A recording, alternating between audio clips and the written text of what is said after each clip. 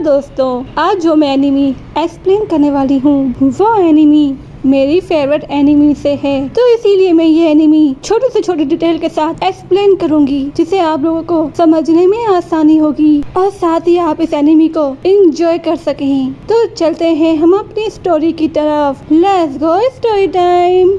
Story के start में हमें बताया जाता है सियान ने 3 साल का एंगेजमेंट एग्रीमेंट कंप्लीट कर लिया था, पर यूलेंग जोंग के लीडर ने सियान को इतना मजबूर कर दिया था कि सियान को गामा एम्पायर छोड़ के जाना पड़ रहा था। और यहाँ पर सियान भी अच्छे से समझ गया था कि वो अभी भी बहुत वीक है और सियान ने फैसला कर लिया था कि अब वो और भी पावरफुल बनेगा जिससे उसके अपनों को कोई तकलीफ ना पहुंचा सके। और वो ये भी जानता था यहाँ से जाने के बाद उसे किन किन चैलेंज का सामना करना पड़ सकता है और वो हर मुश्किल का सामना करने के लिए रेडी होता है। और अब यहीं से जियान का एडवेंचर स्टार्ट हो जाता है और स्टार्ट में ही हमें जूनी को दिखाते हैं और जूनी के पास शैडो मास्टर आया हुआ है और वो उसे ज़ेन की सब इंफॉर्मेशन बता रहा है कि उसके साथ अब तक क्या हुआ है। तो फिर जूनी भी बोल रही होती है यूलेंग जोंग अब गामा में ही रहने वाला है और ज़ेंग ने वहाँ पर बहुत अच्छी प्रोग्रेस कर ली है और इतनी बड़ी क्वीन मेडुसा भी उसकी हेल्प करने के लिए रेडी है। तो शैडो मास्टर कहता है और क्वीन मेडुसा का टेस्ट बहुत ही अच्छा है, पर हो सकता है आने वाले वक्त में आपको अपनी फैमिली को जवाब देना पड़ सकता है। तो जूनी कहती है मुझे कितना भी वेट क्यों ना करना पड़े, मैं उसका वेट करूंगी। और शैडो मास्टर अपने मन में ही कह रहा होता है आपको जल्द से जल्द ताकतवर बनना होगा और आप ये नहीं जानते कि एक नौजवान खूबसूरत लड़की आपका बेसब्री से वेट कर रही है और वो कितनी बड़ी फैमिली से ताल्लुक रखती है। और जूनी शैडो मास्टर से पूछती है आप जानते हैं सियान कहाँ पर है? शैडो मास्टर बोलता है वो बहुत ही जल्द इस अकेडमी में पहुँच जाएगा।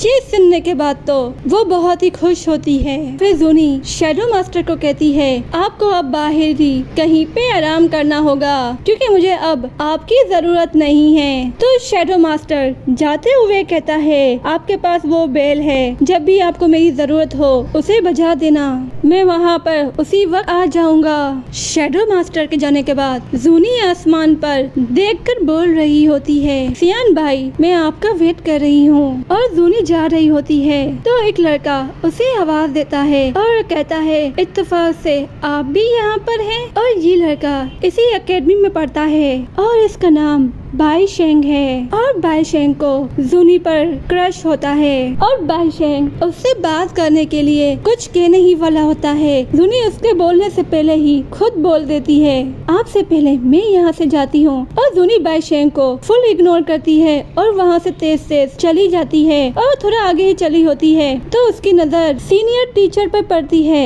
और वो उनके पास भागते भागते चली जाती है और सीनियर टीचर भी उससे यही कह रही होती है मैं तुम्ही को ढूंढ रही थी। और फिर इन दोनों के बीच में बातें स्टार्ट होती हैं और फिर टीचर बोलती है कुछ दिनों बाद एडवांस मुकाबला कराया जाएगा और ये एडवांस मुकाबला पिछले साल भी हुआ था जिसमें तुमने हिस्सा नहीं लिया था और मुझे लगा था अगर तुम इसमें हिस्सा लोगी तो तुम जरूर जीतोगी। तो जूनी बहाना बनाती है पिछले साल के जो सीनियर थे वो बहुत ही स्ट्रॉन्ग थे, मैं जीत नहीं सकती थी। टीचर बोलती है क्या मैं तुम्हें नहीं जानती कि ये सब तुमने किसके लिए किया है? क्या तुम अभी भी उसका वेट नहीं कर रही? और उसने कुछ ज्यादा ही वक्त ले लिया है और उसे बस मुझे तंग करना ही आता है, मैं तो उसका नाम भी भूल जाती अगर तुम ना होती तो। और फिर जूनी बड़े ही प्यार से बोलती है मुझे पूरा यकीन है वो इस साल यहाँ पर जरूर आएगा और कोई रीजन था जिसकी वजह से वो नहीं आ सका था। तो सीनियर टीचर कहती है जब वो 2 साल से नहीं आया तो अब क्या आएगा? शायद वो काबिल ही नहीं है इस आला मुकाम को हासिल करने के लिए। और ये सारी बातें थोड़ा दूर खड़े बाई शेंग भी सुन रहा होता है। और फिर ये दोनों चले जाती हैं। बाई शेंग सियान को नहीं जानता, वह उसके बारे में सुना बहुत है। और बाई शेंग को सियान पर बहुत ही गुस्सा आ रहा होता है और गुस्से में ही उसका पंच ट्री पे लग जाता है और वो ट्री जो उसके पास खड़ा होता है वो भी कहीं दूर जा गिरता है। हमें बाई शेंग की पावर का अंदाजा हो सकता है यहाँ पर। और बाई शेंग कहता है अब तो मुझे भी उसे एक बार देखना है जिससे जुनी बड़ी ही केयर कर रही है। यहाँ सीन बदलता है और फिर सियान को दिखाते हैं जो पर्पल विंग के साथ रेगिस्तान से होकर जा रहा था। और फिर मास्टर की आवाज सुनाई देती है और मास्टर सियान से कह रहा होता है ब्लैक हॉर्न का गेट आने वाला है तो तुम अपने पर्पल विंग्स को यूज नहीं करना। तो सियान उनसे पूछता है क्यों, और साथ ही वो अपने मास्टर की बात मान लेता है और नीचे आ जाता है। तो मास्टर कहता है इस ब्लैक हॉर्न सिटी में बहुत ही मशहूर लुटेरे रहते हैं। अगर वो तुम्हें पर्पल विंग्स के साथ उड़ते हुए देखेंगे तो हो सकता है कोई पावरफुल आदमी तुम्हें देख सकता है और तुम्हें किसी तरह का नुकसान पहुंचा सकता है। सियान थोड़ा आगे ही बढ़ा होता है, उसे ब्लैक हॉर्न का दरवाजा नजर आ जाता है। तो सियान कहता है लगता है ये जगह गंदे लोगों से भरी हुई है। और वो जैसे ही आगे कदम बढ़ाता है उसी वक्त कोई उस पर तीर चला देता है। तो सियान बोलता है मैं एक मुसाफिर हूँ, मुझे बस कुछ सामान खरीदना है। और ये बोलने के बाद वहाँ उस दरवाजे पे और फिर एक आदमी को दिखाया जाता है जो आदमवासी की तरह दिखाई दे रहा होता है। और वो ब्लैक हॉर्न के दरवाजे पर खड़े होकर उससे कहता है क्या तुम्हारे पास पास है? अगर तुम्हारे पास पास नहीं है तो तुम्हें 500 गोल्ड कॉइन्स देने होंगे। सियान अपने में ही भरभराता है, पैसे लूटने का ये नया असूल बना लिया है इन लोगों ने। और सियान कोई लड़ाई नहीं चाहता तो इसीलिए वो 500 गोल्ड कॉइन्स दे देता है और दरवाजा ओपन होता है और सियान अंदर चला जाता है। और सियान मार्केट में होता है और वो यहाँ के नक्शे को भी ढूंढ रहा होता है क्योंकि इसके नक्शे में तो इस ब्लैक हॉर्न के बारे में कुछ नहीं बताया गया होता, तो उसे एक नए नक्शे की जरूरत होती है। और काफी टाइम हो जाता है पर उसे उस मार्केट के अंदर कहीं भी नक्शा नहीं मिलता और वो अभी आगे ही बढ़ा होता है। कुछ लुटेरे एक आदमी को मार देते हैं और उस सौदागर को लूटने के लिए आगे बढ़ रहे होते हैं। और वो लुटेरे उस सौदागर को बोलते हैं जो भी तुम्हारे पास है वो हमें दे दो। और गलती से सियान वहाँ पहुँच जाता है। लुटेरों की नजर उस पर पड़ती है और वो लुटेरे उससे कहते हैं अपने काम से काम रखो। सियान को भी किसी लफड़े में नहीं पड़ना होता तो वो बोलता है माफ करना मैं गलती से यहाँ आ गया। तो फौरन ही वो लुटेरा अपने साथियों को इशारा करता है और उसके साथी भी उसके इशारे को समझकर सियान को रोकते हैं क्योंकि उन लुटेरों को लगता है वो किसी और को ये सब न बता दे। और लुटेरों का वही पुराना डायलॉग सियान को भी कहते हैं जो भी तुम्हारे पास है वो सब हमारे हवाले कर दो वरना तुम अपनी जान से जाओगे। पर हमारे हीरो सियान को कोई भी इतनी आराम से कोई भी नुकसान पहुँचा सकता है। और फिर सियान उन सभी लुटेरों की अच्छी खासी धुलाई कर देता है और ये सब वो सौदागर भी देख रहा होता है। और वो सौदागर सियान से बहुत ही इम्प्रेस होता है तो वो उससे आकर कहता है मैं आपके लिए कुछ पीने के लिए खरीदना चाहता हूँ। तो फिर सियान उसे मना करते हुए जा रहा होता है तो वो सौदागर फिर से उसे रोकता है और उसे कहता है अगर आप चाहे तो आप मेरे साथ चलें, मैं आपके खाने पीने का और रहने का इंतजाम करूँगा और मैं वादा करता हूँ कि आपको किसी भी तकलीफ का सामना नहीं करना पड़ेगा। पर सियान उससे माजरत करता है और कहता है मेरे पास यहाँ पर रुकने के लिए ज्यादा टाइम नहीं है। तो सौदागर उसे बोलता है क्या आप ब्लैक सिटी जा रहे हैं? सियान ब्लैक सिटी तो नहीं जा रहा होता पर वो उसे कुछ नहीं कहता और कहता है आपको कैसे पता? तो सौदागर बोलता है यहाँ पर काफी मुसाफिर ब्लैक सिटी जा रहे हैं क्योंकि वहाँ पर बहुत ही बड़ा ऑक्शन ऑर्गेनाइज होने वाला है। इस रेगिस्तान रास्तों पर अक्सर ही आलो तूफान आता रहता है, आपका अकेला जाना सेफ नहीं है। अगर आप चाहो तो आप हमारे साथ चल सकते हैं। तो हो सकता है कहीं आप रास्ता खो दे और मैं भी वहीं जा रहा हूँ अपना कीमती सामान लेकर और आप हमारे कीमती सामान की हिफाजत भी कर लेना और जिससे आपको बार बार चक्कर लगाने की परेशानी से भी बच जाएंगे। तो सियान सोच में पड़ जाता है तो मास्टर उसे कहते हैं ये बस एक सौदागर है और इससे तुम्ही को आसानी होगी। तो सीओ मान जाता है और फिर सौदागर अपना हाथ बढ़ाकर उसे अपना नाम बताता है कि मेरा नाम है थॉमस, पर हम इसे तो सौदागर ही बुलाएंगे। और फिर सवारी में ये दोनों बैठे हुए होते हैं और सवारी जा रही होती है और सीओ को दिखाते हैं जो ध्यान लगाए अपना कल्टीवेशन पर करके बैठा होता है। और उसी वक्त अंदर सौदागर आता है। मैं आप ही का वेट कर रहा था और मैं कब आपका थोड़ा सा टाइम ले सकूंगा क्योंकि मैं आपको बता सकूं कि हम किस रास्ते से ब्लैक सिटी जाएंगे। और सौदागर नक्शा ओपन करता है और उंगली के इशारे से बता रहा होता है ये निगार डोमेन है, यहाँ पर मेरा कारोबार है और ब्लैक सिटी यहाँ पर है और हम इस रास्ते से जाएंगे। और निगार डोमेन के बराबर ही किनान की मशहूर अकेडमी है। और सौदागर बहुत ज्यादा ही बातें कर रहा होता है और वो उसे बहुत ज्यादा ब्लैक सिटी के बारे में बता रहा होता है और साथ में वो उसे ये भी बताता है ये जो ब्लैक सिटी है ना, इसमें बहुत ही बड़े बड़े लोग रहते हैं जो ऊंची रैंक में होते हैं और रैंक को हासिल करने के लिए मुकाबले में हिस्सा लेते हैं और हाई रैंक में पहुंचना इतना आसान नहीं होता है। सीओ को दिखाते हैं जिसे सुनने में बहुत ही मजा आ रहा होता है और साथ में इंटरेस्ट भी आ गया होता है। तो वो पूछता है हिल बैंक और वो हिल बैंक का नाम लेता है। तो फिर सौदागर उसके बारे में बताता है ये भी ब्लैक हॉर्न के ब्रांच के रैंक में हाई रैंक में आता है और ये हाई रैंक हासिल करना इतना आसान नहीं होता। तो फिर सियान पूछता है ब्लैक लिस्ट के टॉप रैंक में कौन कौन है। तो सौदागर बताता है जो पहले और दूसरे रैंक वाले हैं उसके बारे में तुम्हें नहीं जानता क्योंकि वो लोग अपनी पहचान छुपा कर रखते हैं, रिवील करना पसंद नहीं करते। पर मैं तीसरे रैंक वाले के बारे में जानता हूँ और जो तीसरा रैंक वाला आदमी है वो बहुत ही ज्यादा ताकतवर है और उसके बारे में मैंने ये भी सुना है कि वो कॉक के पीक पर है और उसे अल्केमिस्ट में महारत हासिल है।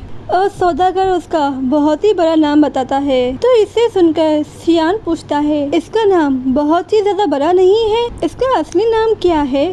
तो सौदागर बोलता है शायद उसका नाम कोरियन वैंड है। और यही सुनते अपनी रिंग में सियान को अजीब फील होता है। तो वो अपने मास्टर से पूछते हैं क्या कोई प्रॉब्लम है, पर उसका मास्टर उसे कोई आंसर नहीं देता। तो सौदागर उसे गुम देखता है तो उससे पूछता है क्या कुछ हुआ है। तो सियान कहता है नहीं, मैं तो बस सोच रहा था। और अभी सियान को कुछ पूछना था कोरियन वैंड के बारे में, पर उसी वक्त बाहर से आवाज आने लगती है काला तूफान आ गया है। तो वो दोनों बाहर निकल आते हैं और वो दोनों देख रहे होते हैं कि बाहर बहुत ही खतरनाक तूफान इन दोनों की तरफ आ रहा है। तो सौदागर अपने आदमियों को हुक्म देता है जल्दी जाओ, इन बगियों को बड़ी चट्टान में लेकर जाओ और इसकी हिफाजत करो इस काले तूफान से। तो सौदागर के लोग ऐसा ही करते हैं और वो बगियों को लेकर चट्टान की तरफ चले गए होते हैं और उस बगियों को रस्सियों से बांध रहे होते हैं और इसकी हिफाजत करने लग जाते हैं। सियान ये सब देख रहा होता है और फिर देखते देखते सौदागर इस तूफान की तेज तर हवाओं में उड़ने लगता है। तो सियान फौरन ही अपनी पर्पल विंग निकालकर उसके पीछे जाता है, पर फिर भी वो सौदागर को पकड़ लेता है जो बेहोश हो गया होता है। और फिर सियान ढूंढने लगता है कि लोग कहाँ पर है, पर इस काले तूफान में उसे कुछ भी नजर नहीं आता। तो वो बड़ी चट्टान के पीछे चले जाता है उसे लेकर और सियान सौदागर को कुछ कह रहा होता है पर सौदागर बेहोश होता है। और फिर सियान बैठे हुए देखता है कोई चीज बहुत ही चमक रही होती है और फिर गौर करने पर सियान देखता है ये एक सोल है मास्टर की तरह जो मदद मांग रही होती है। सियान इसे देखकर हैरान में आ जाता है क्योंकि उसने अभी तक सिर्फ और सिर्फ अपने मास्टर की ही सोल को देखा था और सियान उस सोल को देखकर उसके लेवल का अंदाजा लगाता है। ये डोमेन लेवल का वॉरियर है और ये सोल बहुत ही डरी हुई होती है किसी से, जिसे देखकर साफ जाहिर हो रहा होता है कि वो किसी से बचने की पूरी कोशिश कर रही है। पर वहाँ पर एक पर्पल पावर उस पर अटैक कर देती है। तुम कौन हो और तुम मेरे साथ ऐसा क्यों कर रहे हो। और फिर इस काले तूफान में एक ब्लैक शैडो को दिखाया जाता है जो इसके किसी भी बात का आंसर नहीं दे रही होती और वो हंसते हुए उसके पास ही आ रहा होता है। तो सोल को बहुत ही गुस्सा आता है और फिर वो सोल ब्लैक शैडो पर अटैक कर देती है और ये सब सियान भी दूर बैठे सब देख रहा होता है और ब्लैक शैडो पर सोल का कोई भी अटैक असर नहीं कर रहा होता। बल्कि छू तक नहीं रहा होता। और फिर सोल ये देखती है कि उसका अटैक उसे टच भी नहीं कर पा रहा, तो वो वहाँ से भागने की कोशिश करता है, पर ब्लैक शैडो कहीं भी जाने नहीं देता और उसे पकड़ लेता है, वो भी बुरे तरीके से। और सोल उससे भीख मांग रहा होता है कि मुझे माफ कर दो, छोड़ देने की रिक्वेस्ट कर रहा होता है, प्लीज मुझे जाने दो, मैंने तुम्हारा क्या बिगाड़ा है। तो ब्लैक शैडो इसकी बात सुनकर उसे कहता है, तुम अपनी लाइफ में क्या थे ये तो मैं नहीं जानता, पर अब तुम एक सोल हो, सोल स्पिरिट हो, तो इसका मतलब है कि तुम अब मेरा खाना हो। तो फिर वो शैडो सोल को अपने अंदर ऑब्जर्व कर लेता है और सियान उसी को देख रहा होता है, तो शैडो को उसकी मौजूदगी फील हो जाती है। तो सियान उससे नजरें फेर कर छुप जाता है कि उसे वो ना देखे, पर उसे समझ में आ गया होता है कि शैडो ने उसे देख लिया है और शैडो इसी की तरफ आ रहा होता है। और सियान को लगता है मुझे इससे लड़ना ही होगा, और सियान अपने आप को हिम्मत दे रहा होता है क्योंकि सियान इससे थोड़ा डर गया होता है। और फिर ब्लैक शैडो को दिखाते हैं, वो दूर से ही अपनी स्पीड आइज से देख लेता है चट्टान के पीछे और कहता है ये तो बस दो इंसान ही हैं। और फिर सियान हिम्मत करके उसके सामने आता है, पर वहाँ पर तो कोई भी नहीं होता। और फिर सियान यहाँ वहाँ देखता है, उसे वहाँ पर भी कोई नजर नहीं आता क्योंकि शैडो का काम सोल को खाना था, ना कि इंसान को, तो वो वहाँ से चला गया था। और फिर वो ये बात अपने मास्टर से भी पूछता है, पर मास्टर तो जैसे गायब ही हो गए हो, तो वो किसी भी सवाल का उसे आंसर नहीं दे रहे होते। और फिर सियान सौदागर को लेकर सफर पर फिर से रवाना हो जाता है। सियान सौदागर को देखकर कह रहा होता है, लगता है इसकी आंखें ब्लैक सिटी में ही खुलने वाली हैं। और फिर सियान को ब्लैक शैडो के बारे में याद आ रहा होता है, वो आखिरकार था कौन और मास्टर ने भी उसे कोई आंसर क्यों नहीं दिया, मैंने आज तक ऐसी चीज नहीं देखी है। तो मास्टर बोलते हैं ये गामा एम्पायर से है। सियान अपने मास्टर की आवाज सुनकर बहुत ही खुश हो रहा होता है और फिर मास्टर उसके सामने आ जाते हैं और फिर मास्टर बोलते हैं ऐसा बहुत कुछ है जो मैंने तुम्हें नहीं बताया है अभी तक, क्योंकि मैं चाहता था कि तुम पहले थोड़े ताकतवर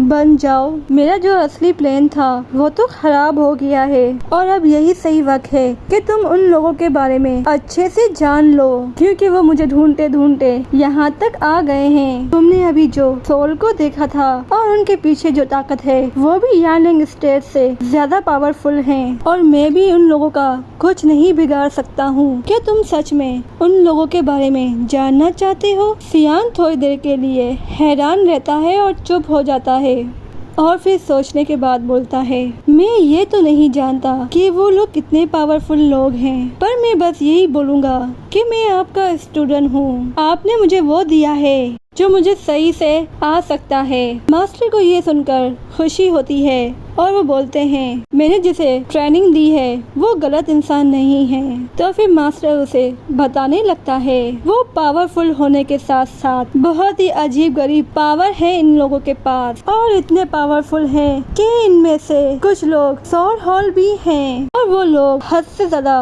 पावरफुल के साथ साथ मिस्ट्री लोग भी हैं, क्योंकि इनके पास कुछ ऐसी पावर है जिसे हम जानते तक नहीं। और इनमें से कुछ सोल तो मेरे जैसे सोल को देख और पकड़ सकती है। वो लोग तो मुझे भी पकड़ना चाहते थे, पर मुझे जिंदा रहना था, तो इसीलिए मैं छुप गया था रिफाइन ब्लैक वर्ल्ड में, जिससे वो लोग मुझ तक पहुंच ना सके।